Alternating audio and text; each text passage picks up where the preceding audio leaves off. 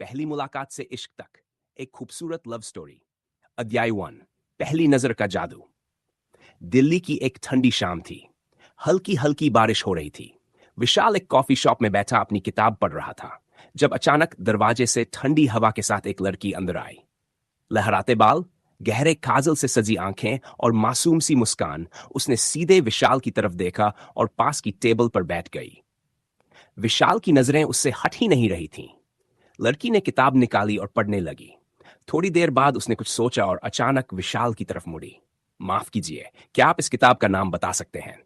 विशाल थोड़ा चौंका, फिर मुस्कुराकर बोला, यह किताब नहीं, एक एहसास है, जैसे पहली बार किसी को देखो और लगे कि पूरी दुनिया ठहर गई हो। लड़की मुस्कुरा दी।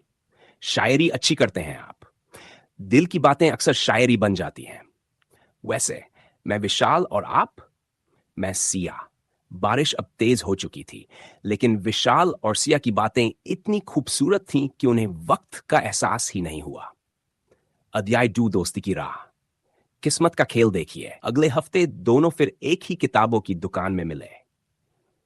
लगता है किताबों के बहाने मुलाकातें होती रहेंगी, सिया ने हंसते हुए कहा। धीरे धीरे दोनों की दोस्ती गहरी होने लगी। वे हर दिन बातें करने लगे, कभी कभी साथ में कॉफी पीने जाते और कभी बस फोन पर घंटों बातें करते। एक दिन विशाल ने सिया के लिए एक शायरी लिखी। तेरी हंसी में जो जादू है वो किसी कहानी से कम नहीं। तेरी बातों में जो मिठास है वो किसी कविता से कम नहीं। सिया ने यह सुनी और मुस्कुरा दी, लेकिन कुछ कहा नहीं। अध्याय 3, दिल का हाल। विशाल को अब एहसास हो गया था कि वह सिया से प्यार करने लगा है, लेकिन उसे डर था कि कहीं दोस्ती टूट न जाए। एक दिन दोनों मरीन ड्राइव पर बैठे थे। समंदर की लहरें शांत थी और ठंडी हवा दोनों के बालों को उड़ा रही थी। विशाल ने धीरे से कहा, सिया, कभी तुम्हें लगा है कि कुछ रिश्ते खास होते हैं? हां, लेकिन हर रिश्ता नाम नहीं पाता, सिया ने जवाब दिया। विशाल थोड़ा मायूस हो गया, लेकिन उसने कुछ नहीं कहा। अध्याय 6, कबूल है। कुछ दिन बाद सिया का जन्मदिन था। विशाल ने उसे मिलने बुलाया। जब सिया वहां पहुंची तो सामने पूरा गार्डन कैंडल्स और फूलों से सजा था। विशाल ने माइक उठाया और शायरी पढ़ी। तेरी आंखों में जो ख्वाब है उसे मैं पूरा करना चाहता हूं। तेरी हर मुस्कान की वजह मैं बनना चाहता हूं।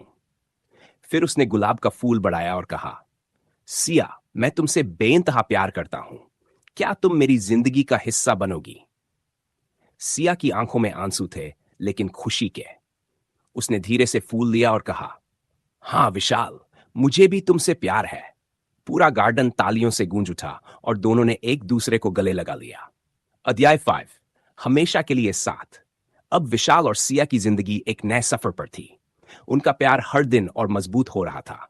कहानी यहीं खत्म नहीं होती, क्योंकि सच्चा प्यार कभी खत्म नहीं होता। अगर आपको यह कहानी पसंद आई हो तो लाइक करें, कमेंट करें और सब्सक्राइब करना न भूलें, क्योंकि हर प्रेम कहानी एक नई शुरुआत की हकदार होती है।